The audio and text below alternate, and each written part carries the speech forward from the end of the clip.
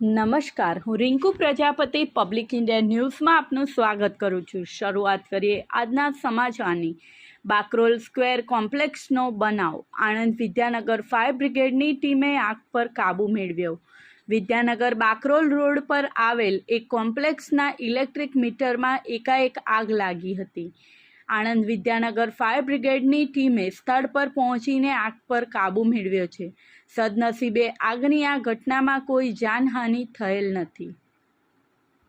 આણંદ તાલુકાના વિદ્યાનગરથી બાકરોલ જવાના માર્ગ પર બાકરોલ સ્ક્વેર કોમ્પ્લેક્સ આવેલું છે। આ કોમ્પ્લેક્સના ઇલેક્ટ્રિક મીટરમાં આજરોજ સાંજના સમયે એકાએક આગ લાગતા અફડાતફડી મચી હતી।